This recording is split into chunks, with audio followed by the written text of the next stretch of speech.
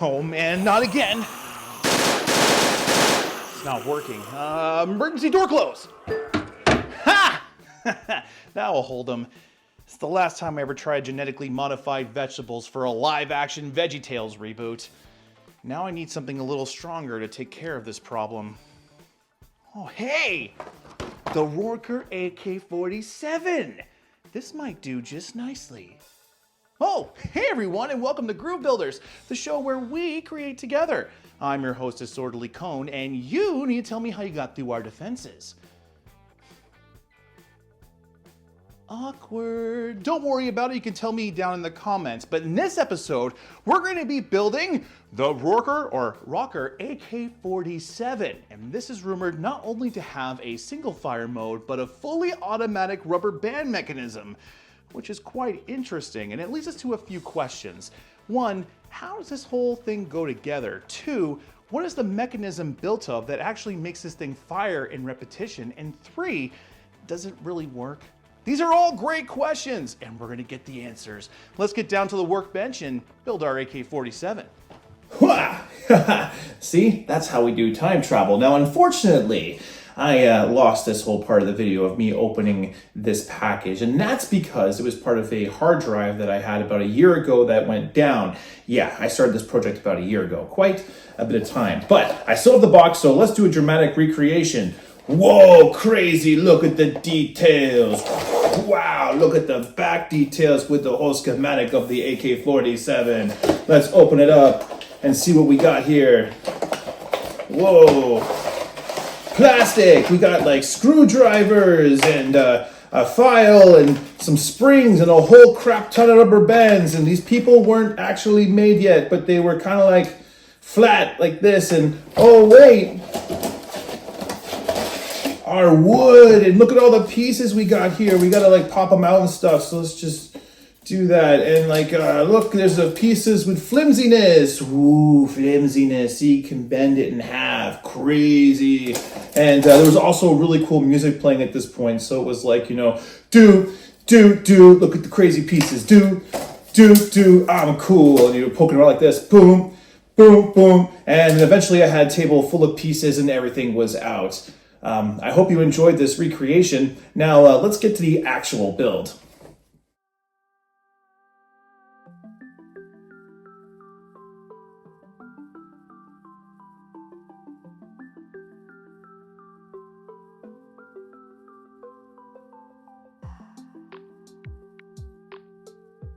And boom, just like that, we begin building the ROKR AK-47. And before we get too far into this build, we should really talk about our tools. And the great thing about this build, everything actually comes inside of the kit. Except for mine. Mine didn't have any wax, and I kind of ran into a bit of an issue because, well, this build has a whole bunch of moving parts, and we need to make sure they're lubricated with some wax. So I decided to 3D print myself a really cool mold here, and then I went to IKEA. I grabbed myself some of the tea light candles, melted them down, and threw them into here. I hope this shows up in our little time vortex. Anyway, if you're interested in using this little mold here to create these really awesome wax tools, I got myself a cylinder one and a couple of flat pieces here, which are really nice to get in some of the hard to reach areas. You can look in the description down below and you can find this completely for free. Now, the next thing we're going to need here is sandpaper, because much like our wax, we're going to need to make sure all of our parts are nice and smooth so that the actions can move freely and all the moving parts don't get hung up on some little piece of wood that was left over from the part sheets. As long as everything is super smooth and well lubricated, everything should work pretty well. But again, we need to make sure that everything is nice and smooth, including the outside details, because you don't want to have little pieces there either. Finally, the last tool I recommend is the jig we're going to be making a little bit later on here. This little tool is great for helping us line up some of our pieces correctly, and because again, we have moving parts here, it's really important to make sure everything lines up. Using this jig will help you do that, and I really recommend using it, especially when it comes to some of our shaft pieces. Now, of course, these are just our recommendations, and you don't need anything but what comes inside the kit to create this model. But of course, having a nice little mold here will make things a little bit easier. All right, we've gone over our tools. Now, let's get into the build.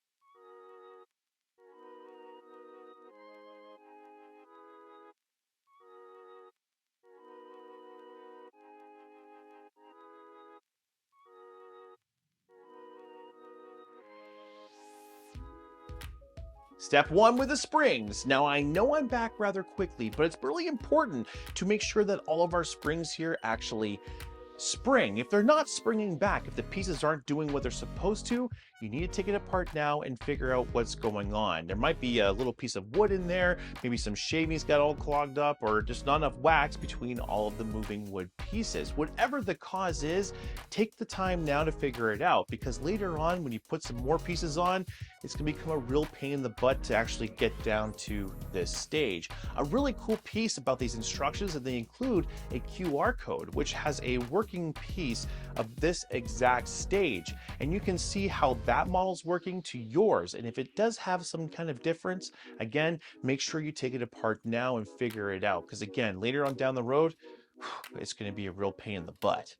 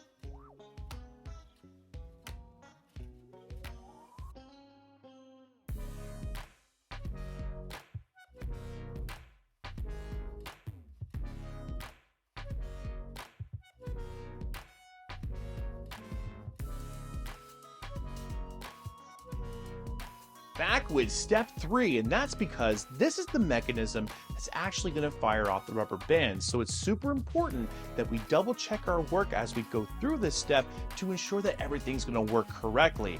Even when it comes to actually installing this mechanism into the receiver, we need to ensure that we're putting it in the proper orientation. Otherwise, the rubber bands won't fire at all. It'll just have a spinning wheel there. And again, taking it apart, real pain in the butt. So don't do that. Make sure that you actually have everything in the proper orientation before moving on to the next step. As you get on to the later steps of part 3, once you put it into place, you might hear some weird kind of noises from the inside of the receiver, and that's just the plastic parts moving around. Don't worry, everything is fine. Everything's in the proper place. It just will be a little bit nerve-wracking, especially if you're like me and we're kind of paranoid about the whole thing working correctly. I really wanted this to work.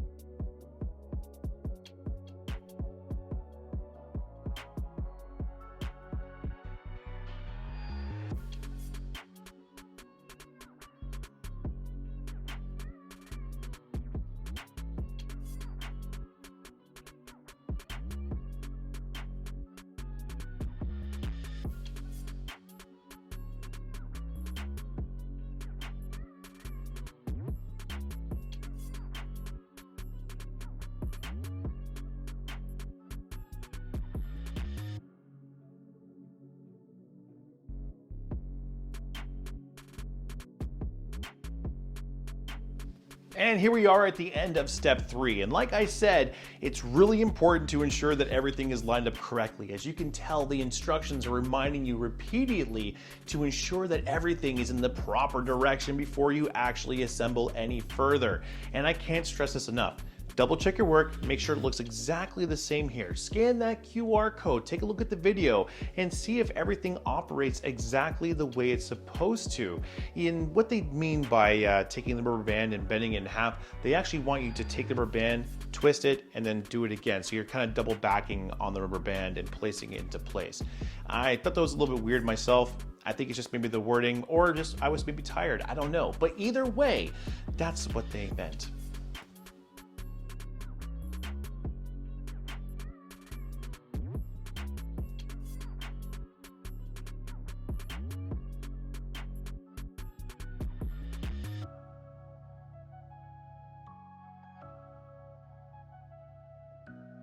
Step 4 with our grip and some of our outer details. Now, none of this is really hard. Everything is pretty straightforward here. One thing I will say though is that it's kind of easy to mistake in parts for one another because all of them look very similar here. So when you're putting them in place, double check the part numbers and ensure that everything's going in the right area. Nothing is hard to take apart here, but it is a pain in the butt to take anything apart at any time. So just double check your pieces as you put them together and it should go together quite well.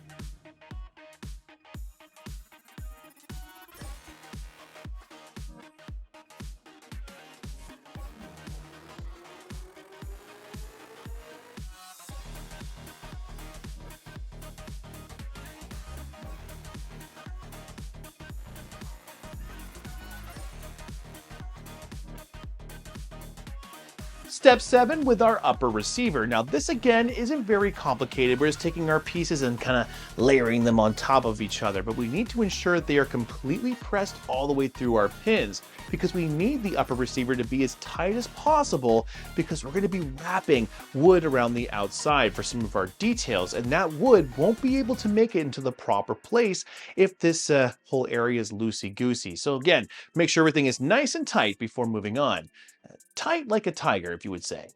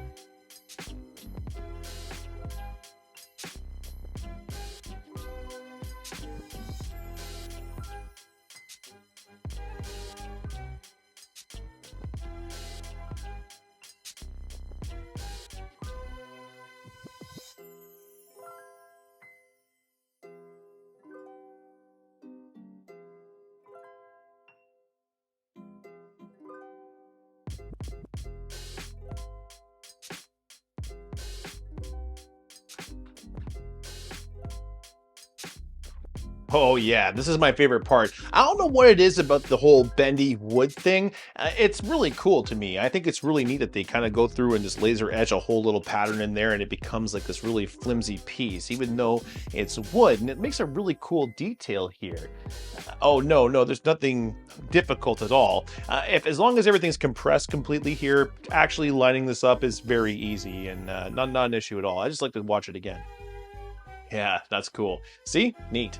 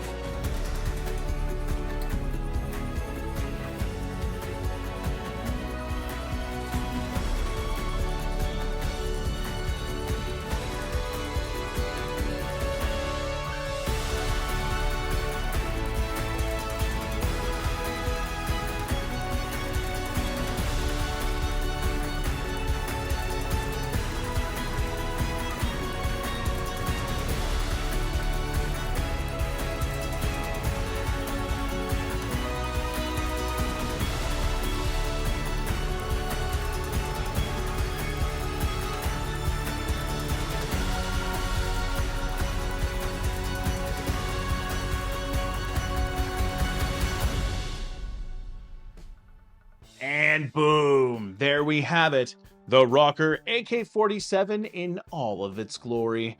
This build was a lot of fun to put together and quite a nice break from all of our metal models. We actually haven't built a wooden model in some time, so getting back to this was a nice break. Now, there's a couple of things you need to know after you've built the AK-47 and you've gotten to this point.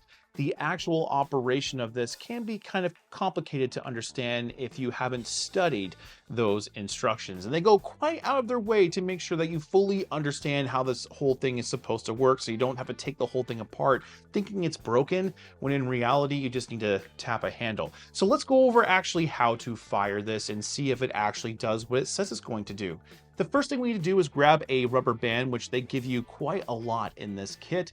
And we want to go to the iron sight here on the front and just put it through the little teeth. And then we're going to feed this rubber band to the back little brown wheel here, making sure that this little tab that looks like a little shark fin is right in between the two pieces of the rubber band, just like that. Now that we've done that, we want to click this wheel back, just like that. And that sets our first rubber band. So let's go ahead and put a couple in here, and then we will go through the actual caulking of this little AK-47. 9, there's a lot of tension on this now. And 10, this is a fully loaded AK-47. Whoops, that one is the only one that slipped on me. That's 10. Okay, now we've gotten this to 10 rubber bands. This is the maximum this beast can handle. And so now that we've gotten this far, first of all, you'll notice that I'm on safe. The safety actually works here, which is really nice. So what we need to do is flip that into the fire mode. We also need to select what we want to shoot here. Right now I have it on single fire, but I can also flip it up there to burst. And I know you can see it right here on the other side. So again, that's burst mode. This is single fire mode. Now, before we go any further, we actually need to make sure this is primed. And what we're going to do is we're going to tap down on this right here, and we're going to actually bring it back. And that's going to load one rubber band right to this little fin here. And that's how this operates. You need to have one here and one rubber band in the ready to go area. And we'll call that the, let's call it the loading area. This needs to have a rubber band ready to go, and this one needs to be ready to catch it.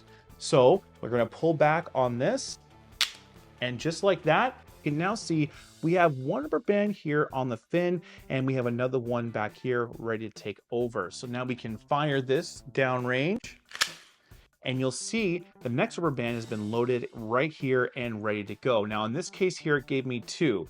And I have found that with this AK-47 that every once in a while you will get more than one rubber band down in the load area. But for the most part, that doesn't really matter. It's still going to work. Now the fully automatic version of this, let's see how that goes. That's so much fun. That is so much fun. And this whole model is just so cool. Now, I have seen some other guns come out since this one has been released, and these ones work on very similar principles. And if it works as well as this one does, I kind of really want to check those out too. I think that would be a really cool thing to do. Now, when it comes to our AK-47, can I recommend this to new builders out there? Well, actually, yeah. Given how easy this was to put together and how quickly it came together, I can really recommend this for pretty much anyone at any skill level in the hobby. You just really need to make sure that you have all the pieces sanded correctly and waxed correctly so that the movement works the way it's supposed to. If you don't wax things like you're supposed to, you will find that this will get caught up. Or if you don't pay close enough to the instructions when it comes to actually attaching the action, this can cause a lot of issues for you. So just make sure that when you're doing all of those pieces that you're double checking them. My only problem with this build is that it didn't come with the wax that most of these models come with. And in my case, I actually made a 3D printable mold that has a whole bunch of tools that you can use to wax these guys down. If you're interested in that mold, just look in the comments down below and you can 3D print that file yourself completely for free. All right, Groovers, that brings us to the end of our episode. I had a really good time building the ROKR AK-47 with you, and if you guys had a good time, don't forget to press that like button. For more videos like this, hit subscribe as well, as we've got all kinds of really cool models coming out in the future, and I would love to have you there. Until next time, keep building. Now it's time to take care of this veggie problem. Emergency door open. Oh boy.